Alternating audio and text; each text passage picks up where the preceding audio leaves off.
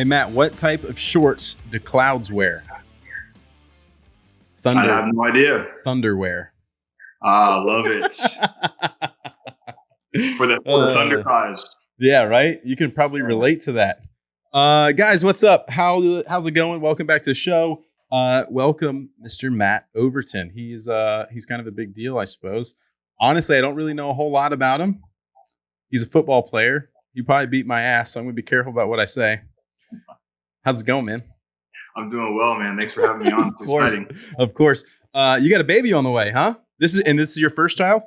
Yeah, first child on the way. We're at 32 weeks, so we're roughly 2 months away. So we're at the home stretch, man. So awesome. I'm excited. Yeah, dude, that's cool. We're right behind you. My wife is 21 weeks. Is that right, Trev? You just did photos today. 21 weeks. But you have kids, right? Yeah. So this will be my third girl. Oh, so I'm I'm so screwed, man. But I'm super blessed. I have a blast with my girls. I love them to death, and I wouldn't trade them for anything. Yeah. I know. Can't wait, man. We're about to start the nesting phase here with the off season. So we'll get the nursery ready and getting all moved in and ready to roll, man. And we're not doing, we don't know the gender. So we're going to ultimate surprise. I was just going to ask. That's kind of a fun way to do it. And especially with your first, I don't know. I feel like a lot of parents though, are like with the first one, they just have to know. Right. It's like my wife is like, she can't wait for anything. If I told her I had a surprise birthday present for her and her birthday was tomorrow, she'd be trying to like figure it out right now. And that's how my wife is too. But really? When we got pregnant, even before we got pregnant, I said, hey, if we're going to do this, non-negotiable on my end is we're not doing a gender reveal. I think they're cheesy. They're dumb. I've been to them. They're not really that suspenseful. I'd rather be in there the day of the delivery and find out if it's a boy or a girl. So I said, hey, I know you can't wait that long, but it'll be worth it. And everyone that I've talked to, I said, let's do it old school. We'll just call it old school, right? People, right. The Aztec warriors didn't. They didn't have ultrasounds to tell us all that stuff. So we're going old school and keeping it fun, man. So we're excited. That's awesome. Cool. I'm pumped for you, man. I can't wait to see pictures, and I'm super excited.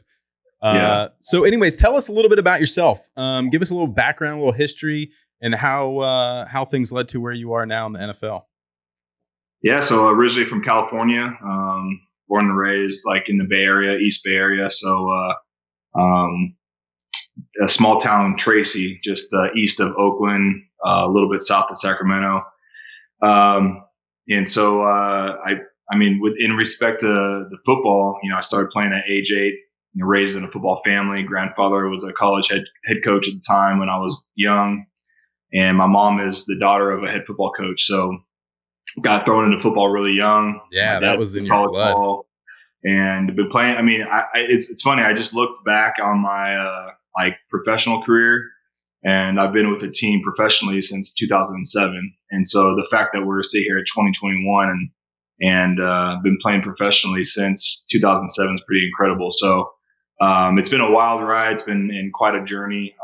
There's a lot of things that has happened with my testimony of football. Just going to I went to JUCO first, junior college, and then a small Division II school, Western Washington, up near Seattle, and one undrafted.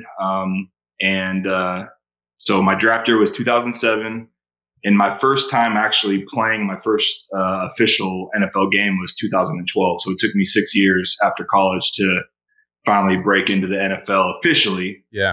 With playing, and I've been playing. I'll be going into my 10th season this next year. So it's been a blessing, man. Been quite a ride, and I'm a long snapper for anybody wondering. That's the upside down quarterback. A lot of people aren't familiar with the long snapper is, but I snap the ball between my legs to the punter on the punts and to the field goal kicker on PATs and field goals. So again, upside down quarterback sounds a little more sexier than a long snapper. So I go with that. Upside down quarterback. I don't know. Listen, let me be completely honest. I don't know anything about football. I don't do sports. No. I don't like. That's good. But with that, I think that's what's going to make this interesting. Yeah, that's good. I don't know anything. I'm more of an action sports kind of guy. Than like a ball and stick sports sort of person. Hey, I grew up that way though. I grew up in the the biking, the skating. Yeah. I did all that growing up. Yeah. So like my dream probably like in 7th or 8th grade was X Games. Dude, that was me all day. I went That's to, what I went to the X Games. It was in San Francisco. It was the year that Tony Hawk had the 800 or whatever. The 900. Yeah. Whatever it was.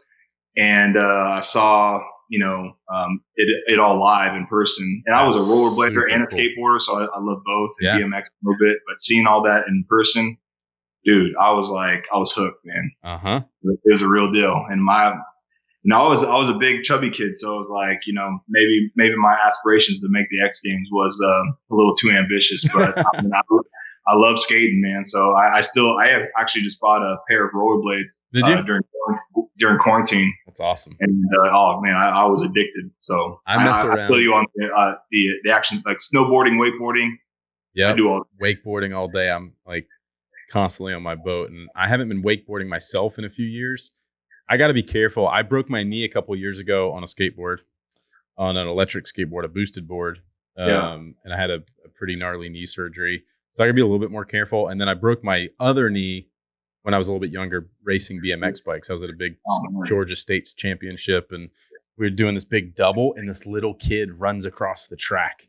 And I was like, and I was pretty young myself, but I'm like in the middle of the air. I see like this 2-year-old little kid running across the track, and I'm like, oh man, as soon as I hit the ground, I got to stop this bike or I'm going to cream this little kid.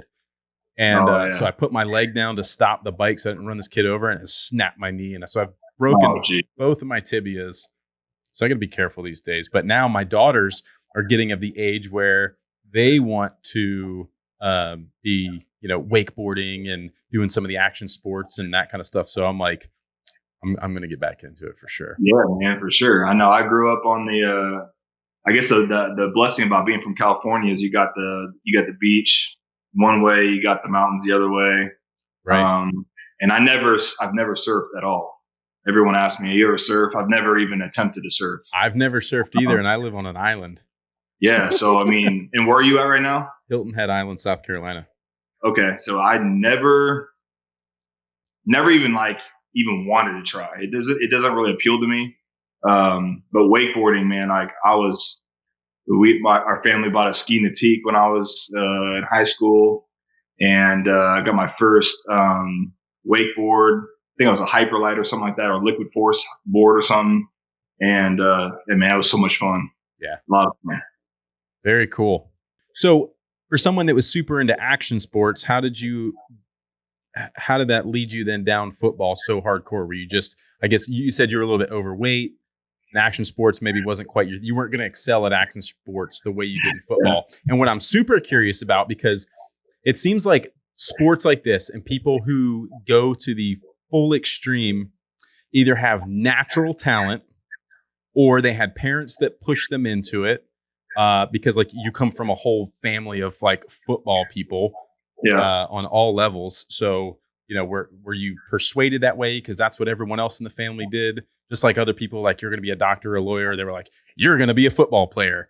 You're a big kid and you're going to make, that kind of stuff.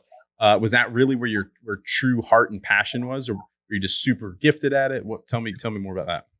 Yeah. I mean, I think generally I was pretty athletic in any sport I played.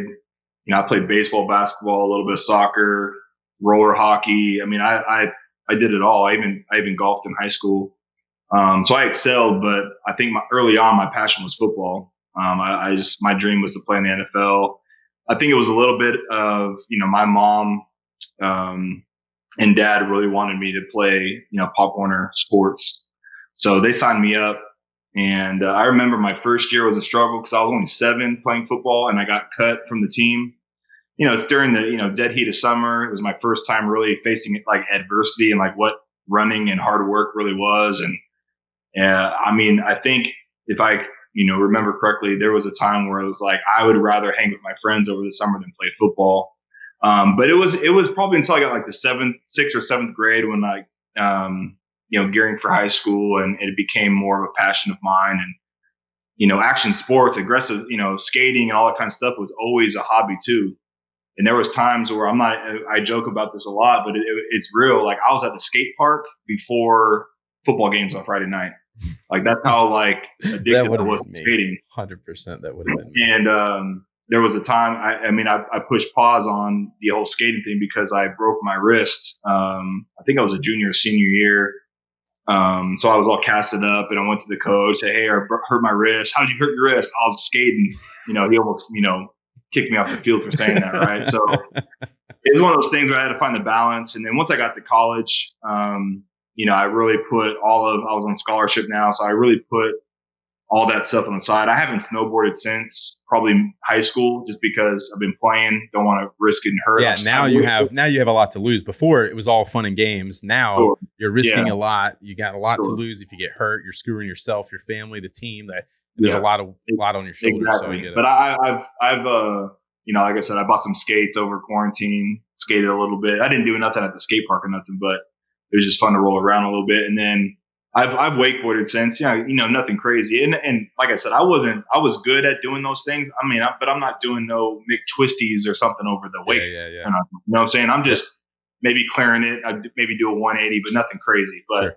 I kind of settled in that role of like just trying to be careful. But when I'm done playing, I'm excited to go skiing and snowboarding again. That's for sure. Do some stupid stuff. Yeah. I love that. I can completely relate to your,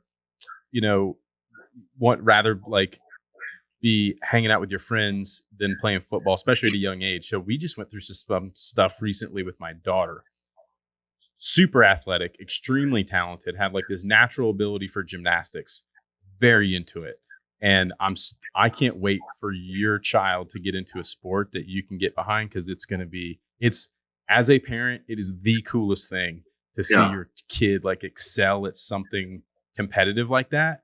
And they're super good at it. And she was really good. So my daughter was like competing in, state championships and getting, first place, second place, third place, that kind of stuff in the state. And then one day she came home from gymnastics and she was just like, I don't want to do it anymore. I'm like, what? Can you say that? I'm like, what do you mean you don't want to do it anymore? And what it was really interesting is there was a lot of pressure on her because she was really good at it. And she knew, everyone else knew that she was really good at it. And that's like what everybody always talked to her about was how good she was at gymnastics. And I think she started to feel some of the pressure of that. And then her coach and everyone else in the gym started to have higher and higher expectations of her. Mind you, she was only, 8 or 9, probably 8 years old at the time. Yeah. And then we're getting into summertime, and the gym that they were in didn't have AC and it was hot. And she ultimately just said, it's not fun anymore. It's just like, everyone's always yelling at me to do more. I'm really hot. I'm dizzy. And it's just not fun anymore. I don't want to do it anymore. And I was like, so heartbroken, because I'm like, you can't just quit. So I made her go like a few more times. I'm like, well, you have to go next week. You have to go next, whatever. And they were doing gym. It was like after school. It was like 4.5 hours a night, like 4 nights a week. It was pretty intense for 8-year-olds, Yeah.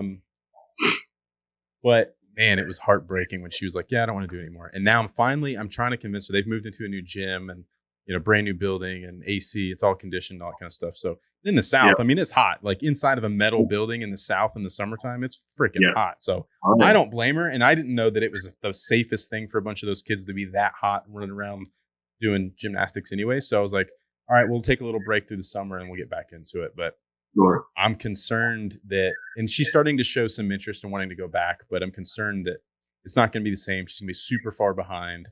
Yeah. And I don't know. How old are you? I'm 35. Yeah, so I'm 35 too. And just looking back 20 years ago when we were going through, youth sports and whatnot. And it's just so competitive now. Like these kids have to start at 5, 6, 7 years old, or at least the parents are brainwashed into thinking that their kid has to start that young because they're going to be so far behind the curve competitively when they get to middle school, high school, etc. These kids that I help train nowadays, like specifically with football, they're out there doing things. And a lot of it has to do with social media and technology. They have the YouTubes, they have the Instagrams where they can watch what other athletes are doing, where we didn't have any of that, right? Training in itself has elevated completely. But I think the pressure is added on these kids because, if they're not in gymnastics at 8, they're not going to they're not going to make it, right? Exactly. And I think the pressure is just there, and kids fizzle out and burn out so fast because now it's like, it's not just football season. Now it's year round.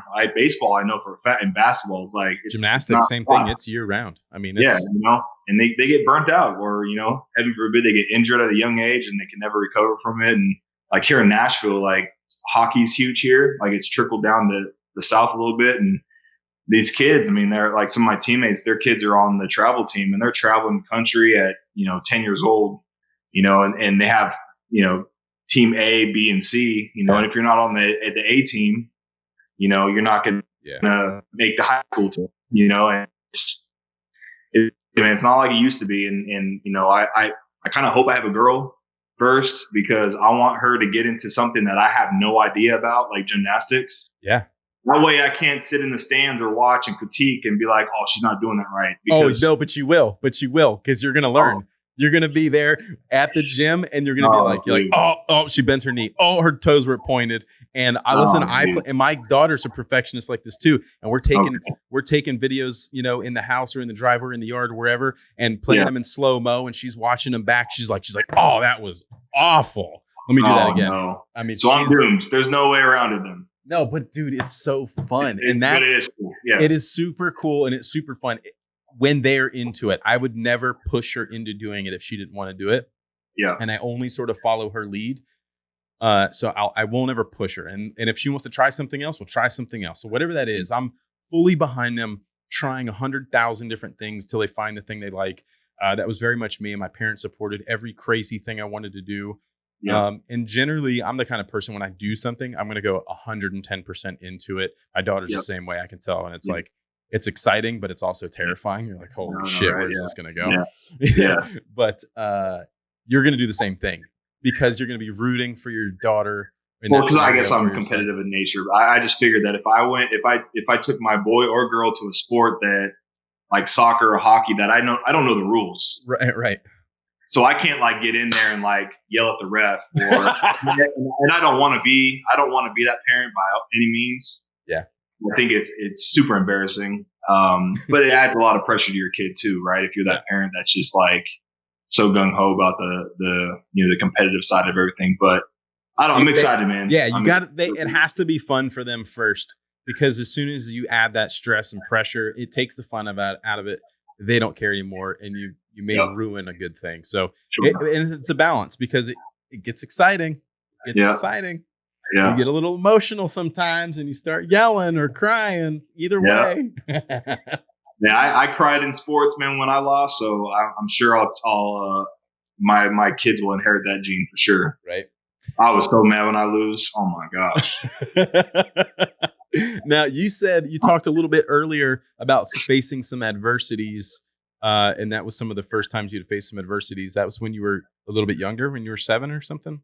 Yeah, just in regards to like organized sports, training in the hot weather and wearing pads. And now, did that break you down and make you want to not do it? No. I my first year trying out for in my little small town that I grew up, there was only one team. It had just broken up on age groups, so they had tryouts every year. There were so many kids that wanted to play that they had tryouts, and so my first year trying out. I think I was 7 or 8 years old at the time, and I got cut. I didn't make the team that year, and I was devastated.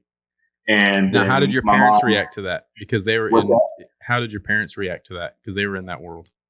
Yeah, I mean, they were pretty upset, but my mom was determined for me to play, so she found another smaller league or whatever, like a league, like a town down the highway from us that was kind of taking the leftovers.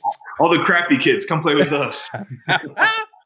And that was me, man. I mean, my mom and dad would commute me, 30 minutes a little bit further to go play. And I hardly remember playing at that age, but I remember doing it. And this is back in the day when they had like weigh-ins.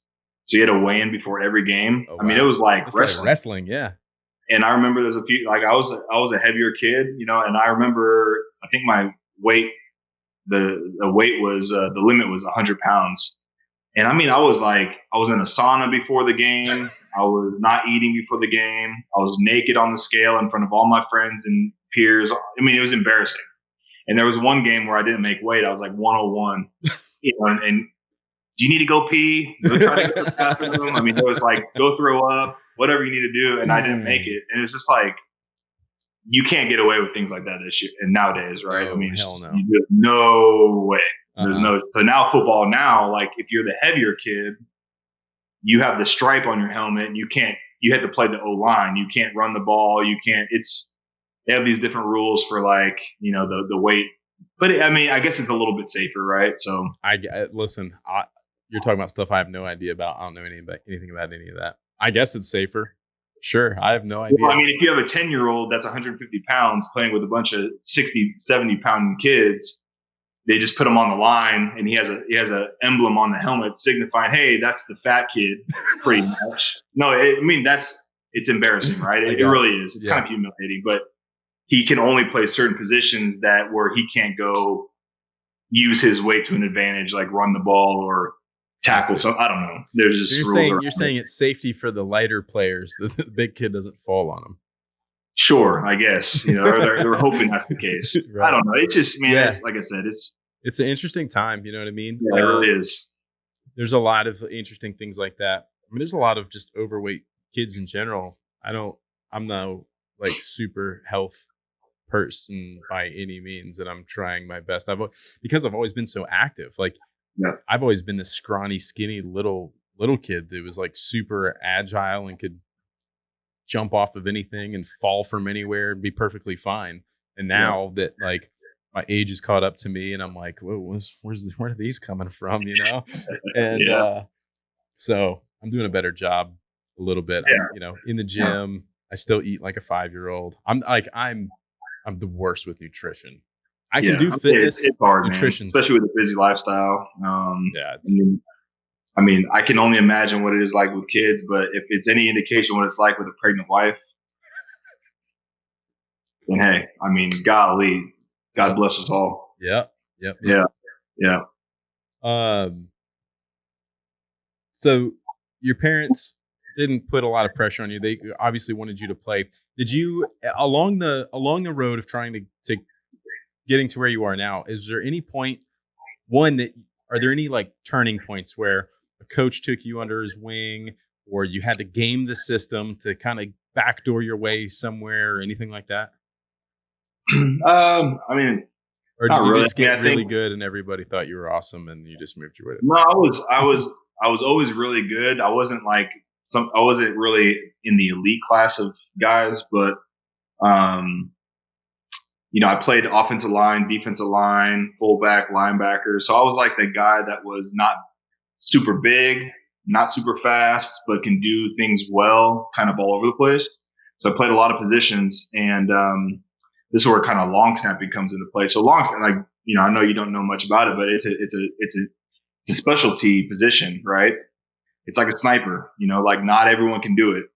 And so when a coach saw me do it fairly well, he was like, hey man, you got this ability that not most kids don't have. Yeah. This could be your way to, move to college and, professional sports, and so I'm like, all right, well, so I took it seriously in high school and really took it seriously in college, and actually got a scholarship for doing it. And that was my ticket to being scouted for the NFL. So, it was really, I mean, there's some pivotal points in my career where I look back and like, that coach sucked. He didn't believe in me, and he did everything he possibly could to like try to discourage me from ever trying to pursue football after high school. And then, oh wow, that coach right there believed in me from like day one. Right. I look back on coaches in particular. My family always supported me, believed in me and whatnot. But I remember coaches specifically. And again, I'm 35, started playing football at 8. So I've had a lot of coaches. And probably there's only 3 to 5 coaches that were really, really good. Right. So it just kind of shows that like, there was a lot of coaches that didn't necessarily believe in my dream. Either because they didn't play at that level themselves, or, they just, were, they were just there to be there, and they didn't really sure. care. Yeah. They just, I mean, in my high school, I had some high school coaches that, man, I still remember some conversations that I had with them about, playing in college and I mean, them like scratching their head, like, you think you're going to play college ball? Right. You know, like it's crazy to look back on that, you know, but it didn't. Did you know at that time, at those times, like, was that in your heart that like that was your path and your future was to play professionally in college and then try to get to the NFL? Like that was where your head was? I did. Yeah. I mean, definitely my goal at that time in high school was college. Got it. And then early in college was like with the long snapping thing was like, oh, if this is my way that I can get to the NFL, then I'm going to long snap and be the best at it. So I really just. Does that seem to be the case with a lot of people in the NFL? Like you get to that point and like your specialty is like, you're a kicker, you're a long snapper, you're a quarter, like, this is my position. This is my job title, job description. Like I'm going to do it the best I can, better than anyone else on the field. Does that seem to typically be the way to the NFL? Like you're just really good at that one thing.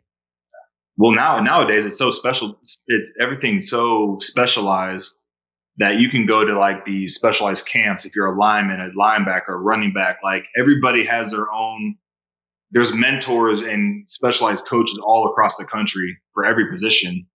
Where, you know, when we're in high school, that was, and a lot of it has to do with YouTube, you know, and just the internet, right? Right. And, you know, guys can network all around the world for looking into any kind of specialty, you know, skill. Yeah. And so now it's like, yeah, I'm a long snapper and I go train with long snappers in the off season and kickers and punters. Linemen do their own thing. Running backs do their own thing. And I think there's some crossover. There's some, you know, receivers can do some stuff with the defensive backs and, you know, all that kind of stuff. But it really is. I mean, everything's so specialized nowadays in regards to football that you can go train specifically for your position. And everyone kind of has their own skill set that they focus on, you know. Now, when you're training with these other long snappers and stuff, are these guys from other teams and you guys all train together? Yeah, I mean, so there's 32 snappers in the league. So there's probably maybe 4 to 5 guys that I would train with the ops, just because I have a personal relationship with them. You know, we live relatively close, that kind of stuff. But yeah, it's pretty common for small groups to get together through the off season and get some work in before training camp or the season starts. I don't know if that's a competitive advantage or disadvantage. Like if everyone's got the same skill, you know what I mean? We're like I'm looking at Travis because he does a lot of competitive shooting and stuff. So it's like if you're training with your competitor and everyone's got the sort of same skill set and tricks and that kind of stuff. So it's like.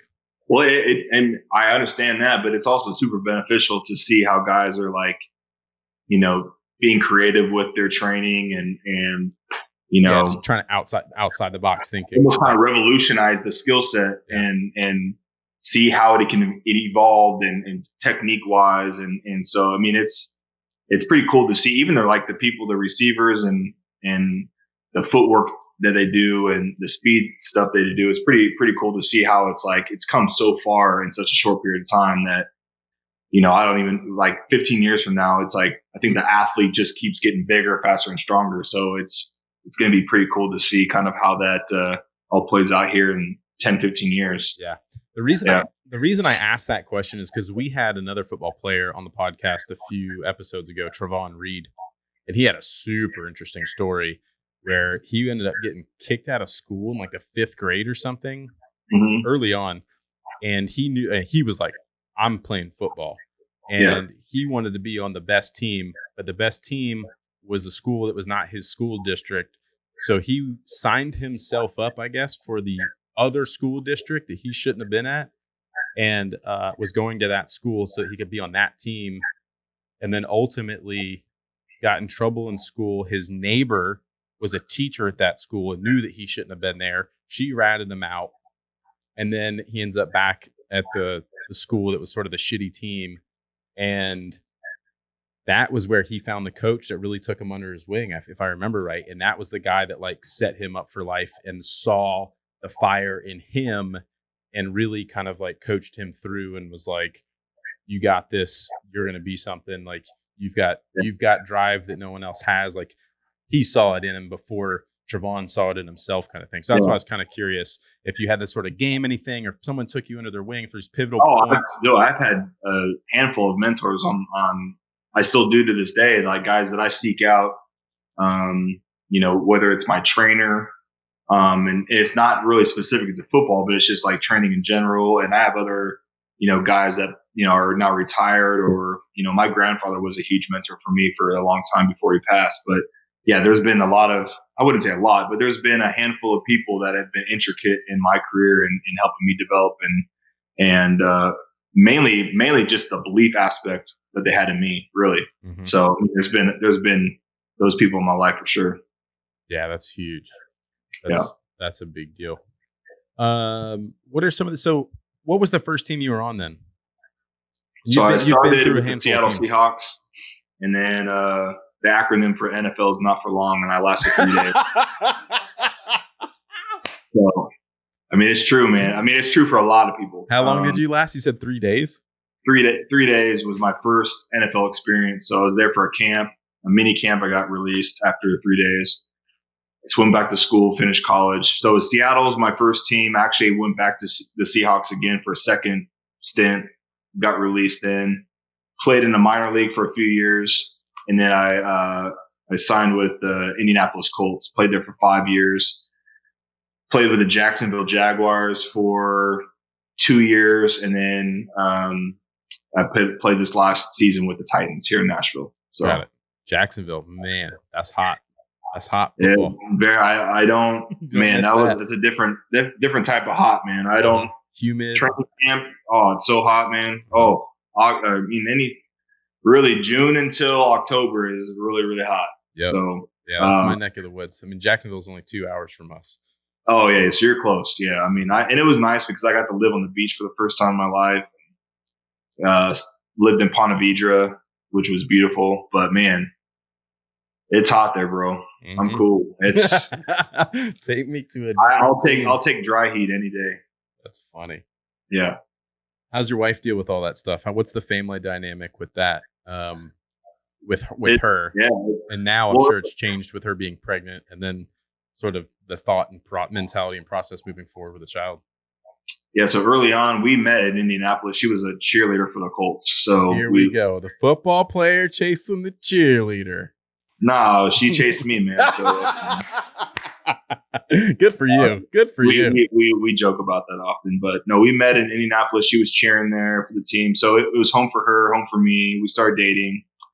And then it got really difficult once we, our relationship, evolved and got more serious. And, I went to Jacksonville. My second year in Jacksonville, we got engaged right before I left. So pretty much almost our entire engagement, or at least the first portion of our engagement, we were away from each other. She stayed in Indy because she had a great job, and she came to games when she could. And then this past year was a blessing, man, because our desire was to move to Nashville full time. And lo and behold, God blessed us with the opportunity to play for the Titans. So we're here.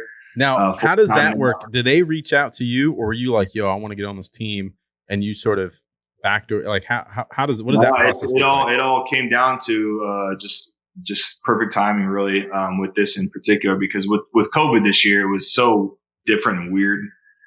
And, the protocols for COVID this year were so strict that if guys were sick or tested positive or had a close trace or contact, there's a quarantine aspect to it. So guys couldn't play and guys had to sit out for X number of days. Well, their long snapper ended up testing positive and had to sit out for about 2 weeks. And the fact that I was here in Nashville, they brought me in because I didn't have to travel. I could stay at home and I can test and stay in their COVID protocol every single day until I was clear to play. And it worked out to where, like, because I was here, and still in really good shape and ready to go, that they signed me. Wow. And there's not a lot of, when it comes to like the free agency of long snappers, there's probably during the season at any given time, there's probably only 3 to 5 guys maybe that are available to be picked up if a guy gets hurt or anything like that. And so, I was here. The GM called me and they brought me in, and I joined their practice squad for a few weeks, and then I got activated to the roster I think week 7, and then played the rest of the year. So it's kind of crazy how it all worked out. Yeah, But so that worked out because of COVID, where everything else in the world's falling apart. It afforded you like the perfect opportunity. I mean, honestly, bro, like my wife and I talk about 2020, we have so many good things that happened to us, and we got married right before the pandemic. We got married March 14th, so that was about 2 weeks before things just went chaotic. Yeah. And so we got our wedding. We got our wedding done. We didn't do our honeymoon, which is fine. But I mean, our family all healthy and safe, and our family's all in California and Seattle, like the epicenters of COVID at this time. And we got pregnant, moved to Nashville, got signed here. So I mean, so many great lots going on to us. Now, did you plan the baby, or was this a product of a quarantine and chill? Yeah. I mean, it's crazy to reflect on, because a lot of people struggled and had incredible, difficult circumstances they faced. And then I almost felt guilty sitting back like, dang, like I've had it pretty good. And I feel the same way. We've been super fortunate, super blessed, and business has been incredible. And I completely get it. Like there's times where I talk to people who've been the worst, roughest, hardest year of their life. And I'm like, it's kind of been the best year of my life, and you feel bad about it. It's like, it's hard to not to feel guilty. Cause there's a lot of, like it's a dumpster fire out there. It's just, it's a mess. Yeah. Man, that's cool, man. I'm super, super happy for you. That's a really cool story that it's worked out in such your way. And when you say some of those things where like, oh, they called me and I went to their, had a meeting with them or whatever. This is what I know about behind the scenes of football. Is when I travel overseas, I watch Ballers on the airplane, and it's like The Rock and this like. So I'm like, this is what I'm picturing in my head when you're talking about this stuff, and it's really that show is a little inaccurate. It's comical to the business of it, but it's been it's cool, man. So we're here in Nashville full time, and just moved from Indianapolis, and so that'll make things a little bit easier than with the baby, right? So you guys will be home aside from traveling for games and things like that. Let me back up. What was it like playing stadiums? I imagine you were playing in stadiums without any spectators. Yeah, there was probably 3 games I had this year that had no fans at all. I think it was Baltimore. There was another, Green Bay, and then all the rest were maybe 7,000 or 15,000, something like that. So just depends on. Did that change the dynamic for the players at all, or was it like whatever? Yeah, it's completely different. It's actually a lot more. It's a lot more, less stress on you, to be honest with you, because you don't have the, they call it hostile environments, right? You don't have the crowd noise. You can focus a little bit better. You don't have the distractions of it. It was weird, especially when in Baltimore in particular, because they had like no fans. Yeah. Just personnel on the sideline, camera crew, and that's it. So like you can hear the play calls on the field. You can hear the quarterback making his checks. And then when you score a touchdown or something, there's no crowd noise. So it's just like this weird silence where it's like, you don't know what to do. Like you just high five and, what do you do? Like, you don't know what to do. So it was a little weird, but it was actually pretty cool, man. It's, I tip my hat off to the league, for being able to keep it going, pull it off, but in our playoff game, we had a home playoff game this year, and it was they say there was only 14,000 tickets sold, but I mean, it was more like 30,000 people there probably, but it felt good to have that energy. That was what I was going to say. The energy has to be different. And I imagine it's like, and what's interesting is that you were like, well, it's actually a little bit nicer. It's a little more calm. I can be a little more focused, but I imagine this, like the excitement and the energy not being there has to like play with your head a little bit. Yeah. I mean, you can feel the ebbs and flow of the game with the crowd. You may be playing at home and you're getting spanked and it's quiet, right? Or you may be on the road and it's loud and the crowd just kind of feed off it. You know what I'm saying? Yeah, so exactly. It's one of those things where it's a good balance. I think it was kind of cool to experience it, with no fans, and it was still fun. You know. I saw some games on TV. I think there maybe were some baseball games where they had like fake people in the stadium, cardboard cutout kind of stuff. We're like, what in the world is this nonsense? Like, what are you doing? You know, I mean, what's people really pay like $300 to have their cardboard face on a seat or something like that. I'm like, hey, any way to make some money, I guess. Yeah, I guess it keeps business moving, you know. And then fighting, same thing, you know. UFC fighting was like Fight Island. You're watching fights with no spectators. You know that energy's different. Have you ever been to a live UFC fight? I have. It's super. Now that you bring it up, like I listen to Joe Rogan a lot, and he mentioned like how crazy it was with no fans. He actually said it was pretty cool because you could hear the corners talking to the guys, and you could hear like tactics mid-fight, and it's super interesting. And typically you don't, and even watching it on TV, the viewer can hear that stuff, So, and that was the thing I was going to say. It was so different because we had Stipe Miocic, the world heavyweight champion, invited us out to his first fight against DC.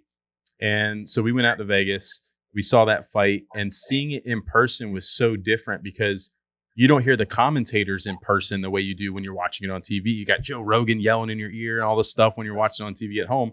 But when you get there and the crowd's quiet and you can hear like fighting and you can hear the fist pounds and all this stuff, and you're like, yo, this is so different from TV. It's just like such a different dynamic being there in person, which I imagine is probably more like in person. I almost think it would be more like what it's like without the spectators for them on TV, because like you just hear a lot more. The crowd's quiet.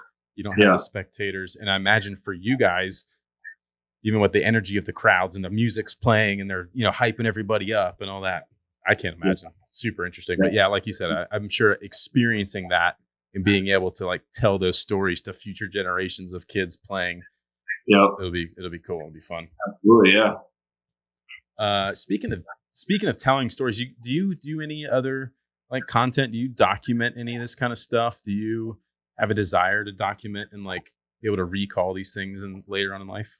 Yeah, so I'm actually just in the beginning stage of launching my own podcast. Okay. It's been a work in progress for probably about 2 years, but really taking it more seriously this year. Now being in Nashville, I know podcast. They say podcasting is easy and almost anyone can do it, right? But to the level that I want to do it and what you're doing, it takes a team. It takes a lot of knowledge, and I'm not tech savvy, nor have the patience to sit down and teach myself how to do everything. So actually being here in Nashville has sped up that process because I have a lot of friends in the media business, whether it's photography and content and music. And so these tech nerds that I have as friends, man, they're awesome. They're already, dude, the nerds win. So I'm kind of assembling some moving parts to help me get my podcast off the ground in the right way. I want to do it in the right way and have it legit, That stuff is all one aspect of it, like the tech side of it and the cameras and the equipment and all that kind of stuff. But interviewing people is hard. Like you've got to practice it. And I sometimes suck at it. And other times, I think I do well. And then I'm always getting inside my head. And it's like the more you get inside your head and try to overthink it, I feel like is almost worse. It's better to kind of do like you and I did. Like I didn't really try to research you at all. I'd rather just wing it and ask the questions and get the information from you than try to steer it in some direction of where I think it should go. So I think you'll do well. It's definitely a learning curve. I would try to do some just as practice that you might not even put out, but just to kind of like get repetition of it. But absolutely, man. It's tough, man. It's not always easy, and it requires a specific mindset. Like if you're not in the mood for it, it's gonna suck. You know, like you gotta have some good energy. You just gotta be in the right mood for it. And you being who you are, you'll have access to some awesome people. I imagine. Are you going to do it around football and sports, or is it just going to be kind of like whatever? Generally, within sports and music. And again, that's why, being in Indianapolis, it's hard to, I'd rather have the one-on-one in-person sit down kind of thing going on. And of course, COVID has that made it difficult this year. But again, another blessing being here in Nashville, like the access I have to now the people that I want to talk to is, I mean, you got musicians down the street, you got, record guys on the street, you got athletes all over the place from every sport here. Mm-hmm. And so this is just the perfect place to have it. Not to say you couldn't do something like this, right? But this is different too. And we used to do the yeah. sing thing. We used to fly in all of our guests and we used to get them in here, get them in person in the studio. Yeah. And this just isn't the same thing. You know what I mean? It's nice because it's afforded us the ability. We've had guests on here because like this, doing Skype or whatever, which we probably wouldn't have had on otherwise. Schedule conflicts, or we were just not going to get that person to come here. You know what I mean? Whatever the case is, like I may have not been able to fly you here, but to jump on Skype for an hour, yeah, sure, cool, let's do it. Absolutely, yeah. It makes it easier, right? It does, right? And I think we'll continue to do it when it's cool. We'll continue to do it if that's what we need to do to get a particular guest or whatever. So I'm glad that COVID kind of forced us into some other technology and trying to figure out other ways to do it, which has been cool. But yeah, sure, super interesting. So how many episodes do you record a week? Usually about one a week. Okay. We were doing really good before COVID. We were doing one a week. Every Tuesday it was like a new episode. COVID hit, and we were like, all right, everything's shut down. Blah blah blah. Like let's wait till all this is over. Maybe it's a month or 6 weeks or whatever. Sure. And that turned into 6 months, and that turned into so it was like, all right, we're gonna have to jump on the virtual stuff. So we did that, and it's worked out. We try to maintain once a week at best, but sometimes it's every other week or so. But we try to stay consistent with it. Nice. You mentioned music a couple times, and before we jumped on, you were sitting in another direction. You had some guitars in the background. You're big into music. Yeah, I mean, I'm a big country fan, and it's kind of what my curiosity with Nashville kind of grew. Being from California, never really had the desire to go visit Nashville. Didn't know much about it, and then when I moved to Indianapolis and we played here against the Titans, just seemed like a really cool city to enjoy. And then probably 10 years ago, the country scene kind of started popping off a little bit, a little more mainstream. I grew up listening to like Tim McGraw and Brooks and Dunn and, Garth Brooks, that kind of stuff, but never really was really into it like I am now. And so when I came here on a bye week and visited and fell in love with like just the vibe of the city. It's a very active city. It's kind of very similar to Austin, Texas. And a lot to do in the outdoors, and the music scene here is great. So I've, actually with football, I've created a lot of relationships with guys in the industry. So I have a lot of friends that are artists, guys that are in, just the business, whether they're a management or record side.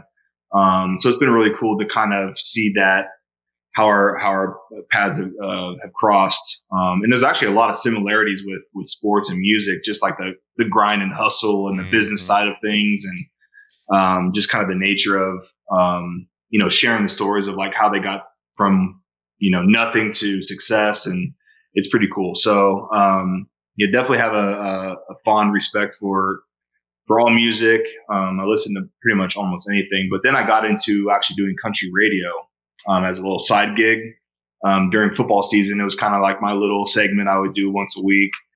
And again, I like having this conversation with you because I didn't want to do sports radio, even though it seemed so natural, but I really dislike, critiquing other teams or my peers, or if we're having a crummy season or if I wasn't playing well, like I didn't want to talk about it. Right. Mm-hmm. I was so consumed with sports so much that I was like, I need to release from that. And that's where like, country radio came in. Like I can talk about football if I want, but I thought I brought a cool little, something different to country radio, and had fun with it. Didn't talk about football terribly too much. It was just having fun and other topics. And that's kind of where the curiosity grew with like doing the podcasting and getting more into radio. And I spent an off season here in 2017. I moved down here for an off season to do a internship with the Bobby Bones Show, which is the biggest country syndicated show in the country. And so I got a lot of insight on the kind of the behind the scenes of how radio actually works. And so it's kind of just gone from there. And maybe these are things that I would get involved when football's over, So Yeah. it's fun. It's interesting. You talk about the similarities of sports and music and the grind and the hustle and all that kind of stuff, because it is very similar. Most people, playing sports or a musician are doing it because they absolutely love it. They're doing it for the passion. Most people don't become a musician because they want to be rich and famous. They just want to play the guitar. They don't care, or they, whatever the case is. So I can certainly get behind that for sure. Yeah, and actually, a lot of them are former athletes. Some of them Really? play college ball, and like my buddy Chase Rice, he comes to mind because he played at North Carolina in college. Division I athlete. Broke his leg, could never play football again. Picked up a guitar, and now he's succeeding in music. And there's a lot of guys that that played at a high level and baseball or whatever it may be, and just music kind of fell in place for them, and now they're pursuing that. So it's pretty cool to see. Yeah, it's cool. That is super cool. Do you play the guitar? I could dabble. I could play. You're not going to claim to be a guitar player, huh? You can play your four chords, and I guess that's all they say. Most guys are like, "Oh, that's all you need to know," and then I start playing, and they're probably like, "Oh my gosh, this guy's awful." Yeah. No, but I picked up a guitar pretty young. I was probably 8th grade or something, and started playing and took classes, and I really got into it. And then just kind of lost the zest to it. And then my brother is actually really, really good. So it's something I have a guitar, and I try to learn. And again, I just don't have the patience to sit and look at, guitar tabs and read me. I mean, it's just, I'd rather watch somebody that's really, really good and enjoy it that way. Yeah, I get it. Yeah. I get it. Yeah. You're wearing a hat that says "Stay Ready." Tell me about that. Are you into sort of some of the tactical stuff, firearms community stuff, or does that have another meaning? It's just another. It's something that I've kind of branded for my own personal sake. This is your hat. This is my hat. Oh, hell yeah, cool! I like it. Ones that I'm getting made, but it's like it goes along with kind of like just my testimony that I share with a lot of guys, talking about just staying ready for the opportunity, really, and it just it almost kind of just organically became like my tagline that I used, or hashtag, you want to call it. Mm-hmm. And so, I would just, when I would post a workout or post a snapping video or post something, like I would always have "Stay Ready" in there, because really for me personally, a lot of my opportunities came way down the road with football. And if I wasn't in shape and I wasn't prepared and I didn't stay ready for that call when it came, because it can come at any random time. And I've always told myself that I would, as long as I'm pursuing football, I never want to get the call and I hang up that phone and I know in my heart and my gut that I'm not ready to roll. Right. So I just always said to myself, I just got to stay ready, stay ready. You don't want to be caught off guard. Yeah.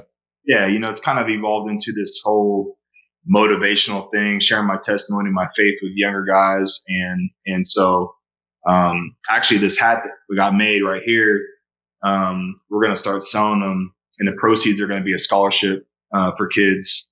I'm going to select, a few athletes every year, and help them out scholarship wise. So kind of do a cool little cause behind it. Yeah. Do you see that as part of your legacy? Like you talked about maybe getting into music after football, stuff like that. Is coaching like on your radar, or, mentoring kids kind of like is there a part of you that wants to kind of give back and like try to find those kids that have the fire, mentor them, steer them in the right direction? Yeah, no question, man. I love, like, coaching's in my blood. I feel like, 'cause my grandfather was one, and I feel like I have a natural ability to do it, and by no means do I think like I know football. Like I think about, like, it's weird, man, because I play football professionally, but I really don't know the game that well. Like in the sense of like schematics for offense and defense, like, because I don't play offense and defense. I just snap the ball on 4th down and on field goals. So when it comes to X's and O's of defense and offense, like I really don't know terribly too much. Interesting. I feel like my value to kids is like the motivational aspect of things and sharing my story with them. Like, listen, like just don't give up. Like you got to believe in yourself. You got to keep going because again, like I told you earlier, it took me 6 years after college to play my first NFL game. A lot of people give up. That's a lot of banging your head against the wall.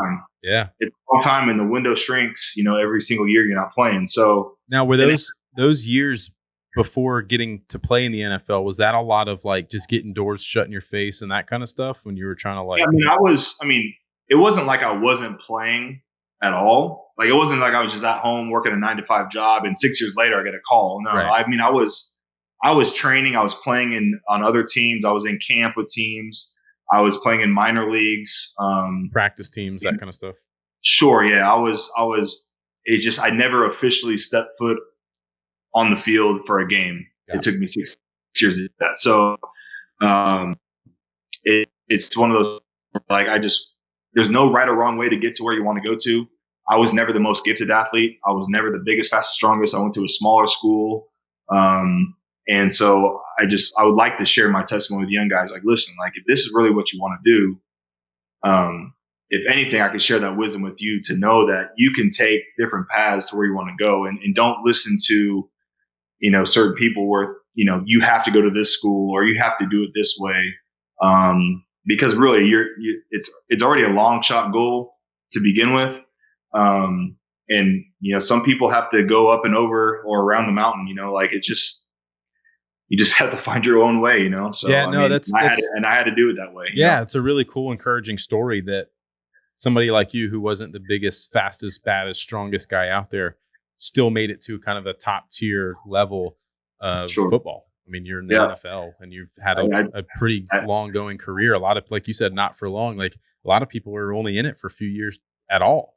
And then the lifers. There's also a lot of people that, in right, wrong, or indifferent, I don't care. I think it's cool, but just the fact that they got an opportunity, got invited to a camp, or they got to do something with the NFL team, and they got released and cut. A lot of people are just content with that. Yeah. Like, hey, I had my one opportunity, I had my one shot. It didn't work out, so be it, and they're done. And a lot of people have to, for me, I had the support from my family that, like, hey, if this is your dream, we're going to support you as long as we can. And for a lot of guys, like if they have that one opportunity and it's done, they have to go get that job. They have to find a career to support themselves, or they just, maybe they just lose the desire to keep trying, Right. And so for me, like I've had the support from my family, which was a true blessing, because my parents probably got off the phone with me a lot, several times, like, she just got released from the 6 team. How much longer are we going to do this for? Because they get emotionally invested, right? Like as you are with your kids.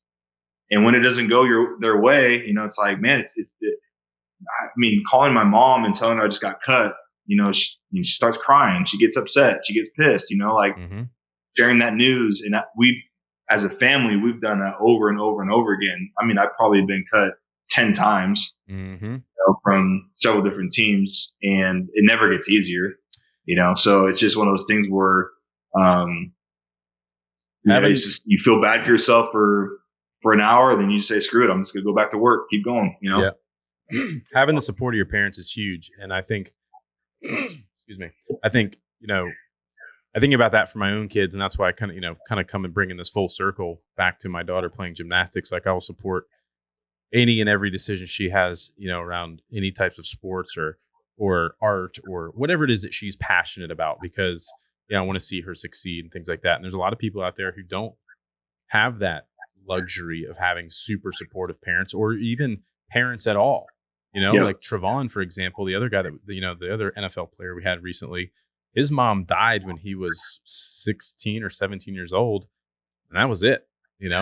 He was lucky enough to have this coach that kind of took him in.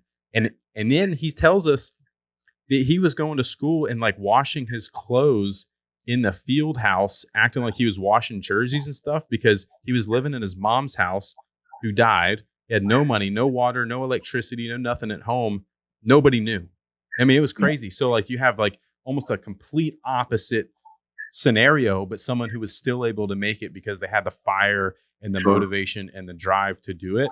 So it just, I don't know. It's just another kind of encouraging thing. It's like, no matter your circumstances, if you have the desire to do it, you can get it done. And that goes back to like the reason why I want to coach. And I say this lightly because like, I know how it's a big sacrifice to coach at a level like college and the pros. Like, I don't really have a desire to coach at that level because these coaches are like 20 hours in the office, away from their families, hardly ever see them. And like, that's not really the life I want to live.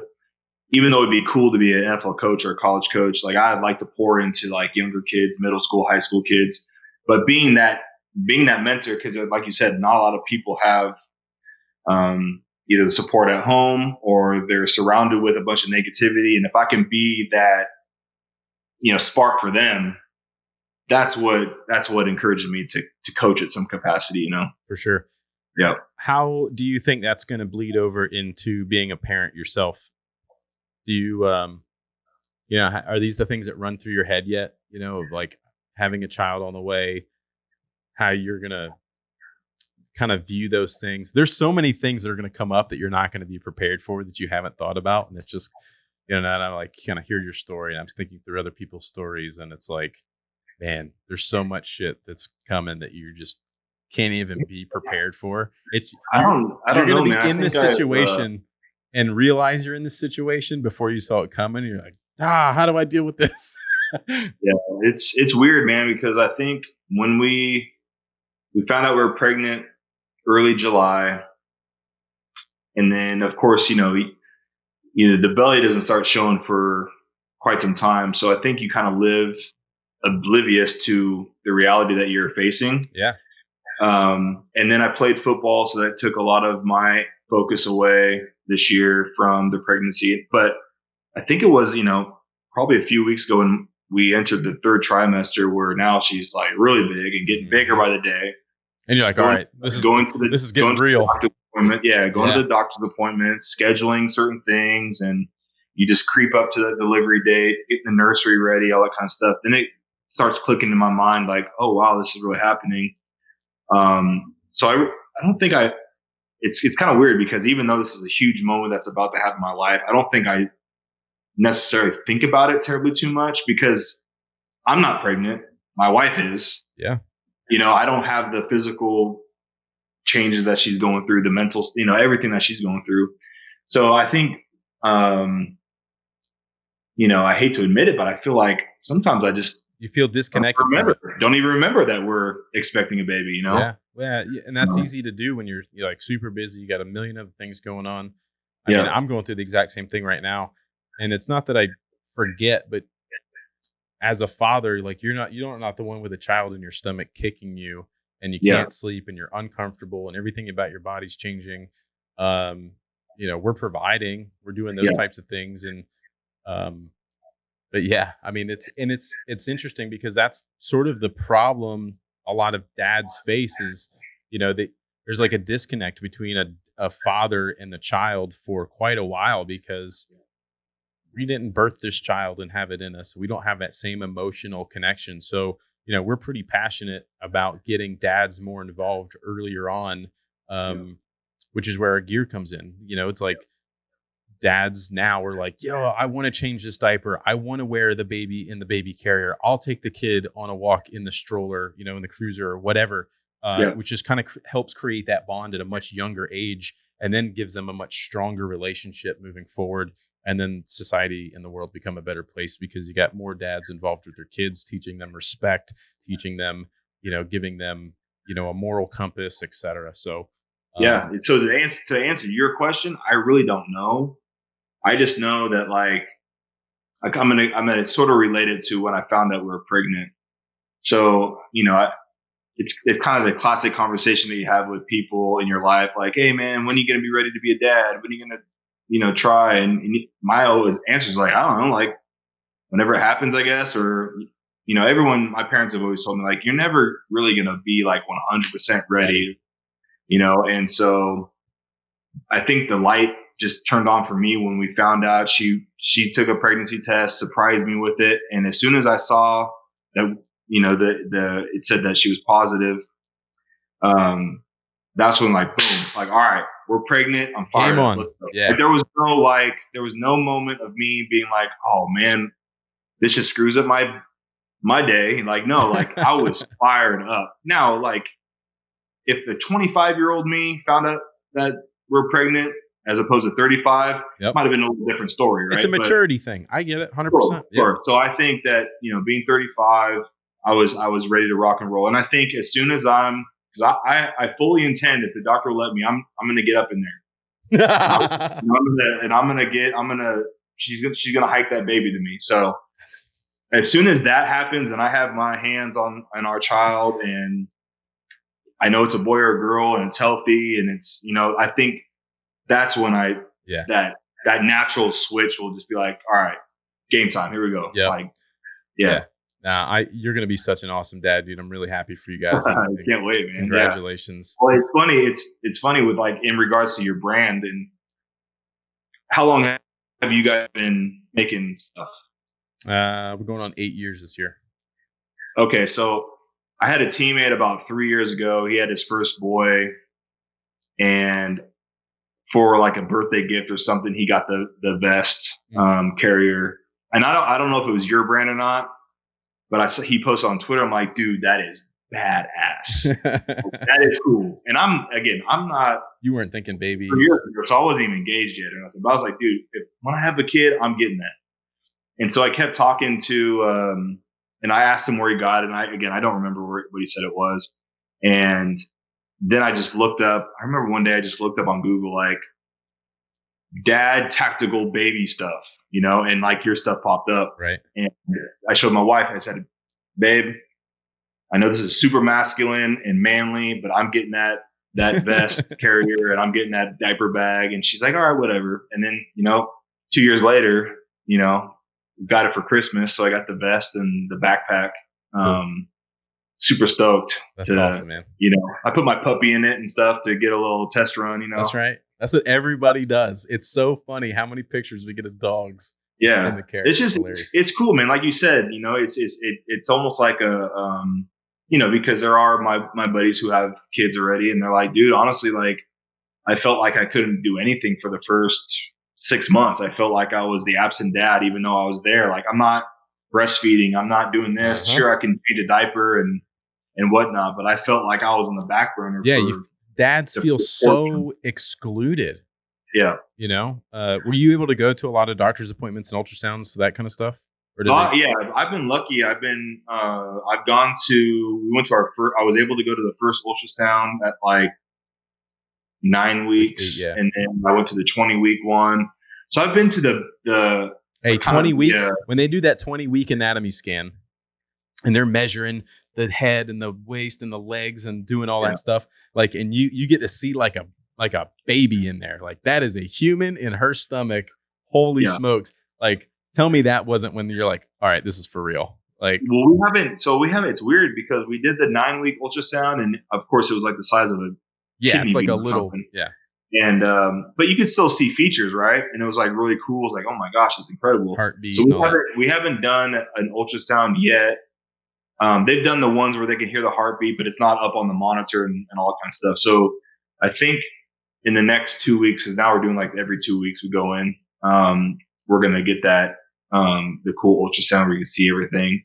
And then I have friends that do the 4D. You need to go do the 4D scan and get the cool picture. And so we may do that. You might find out what gender it is before you. Well, that's the thing. We may do that, but have them not give us the photo until after the fact. Right. So that way we just have They can give you pictures of like just the face and stuff like that. Yeah. So, we haven't done we've kind of been a little disappointed, but I was able to go to because we were tested every day with COVID here playing this year, the doctor felt comfortable. He let me go back with my wife for the appointment. So cool, man.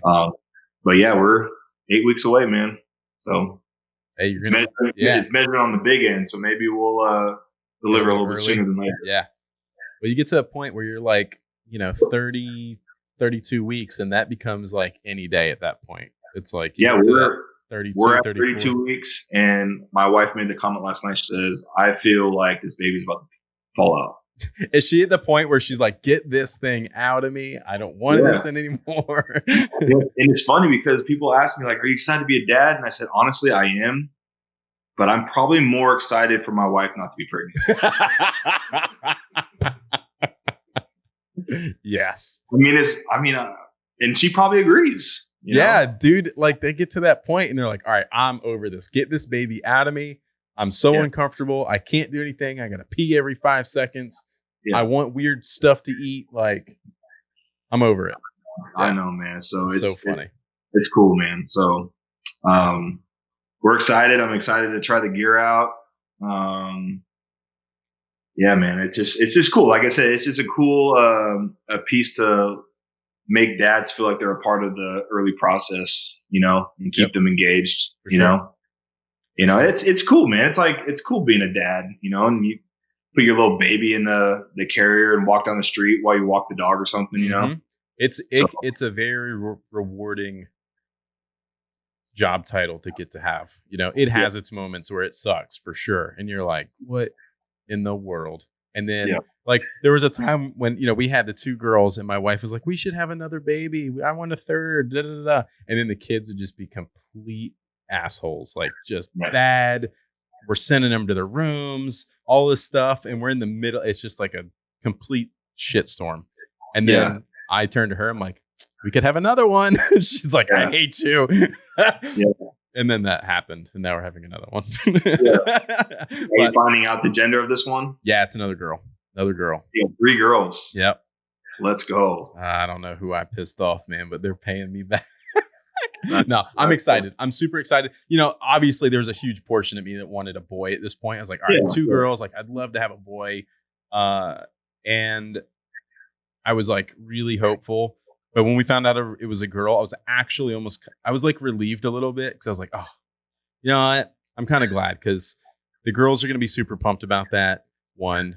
I already know what to expect and how everything's going to go. I'm not trying to relearn new things and all this kind of stuff. And, there's like for a dad who wants a boy, it's because you feel like you want to be able to do some of the guy stuff with your son, right? You're like, I come from a background of building custom cars and all this stuff. And, I'm going to go shoot guns with them and all stuff. But then I'm like, well, why can't I do that with my girls? Like, who says they can't come out in the garage and in the shop and build cars and go out and shooting guns and go wakeboarding and do all these things? I'm like, well, we're just going to do that with girls instead of boys.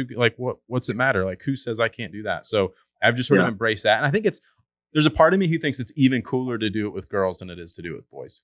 Sure. Then I have going into this, I want a girl first. My wife wanted a boy. And I wanted a girl first because I've always really admired my dad and sister's relationship. Mm-hmm. And I just thought it was a really, really cool bond. And for whatever, so I always kind of thought like having a girl first would be great. And now as we, of course, every time we go to the store, the cashier is like, oh, you're having a boy. Like, you're having a boy, because by the stomach, like, oh, it's low, you're having a boy. All these like these little tricks and things that they like do with how to tell the gender without just by the look of her and stuff. And so now that I've heard that several times, like now I'm like, all right, well, if we're having a boy and these people are right, the cashier at Target is right, then I'm stoked to have a boy, right? Yeah, I get to do all those fun things, but it would be. And then, of course, the names. We had a girl name set, and then we struggled with finding a boy's name. So it's like, dang, if we can't use that girl's name, now we got to find a boy's name. It's like crazy how you play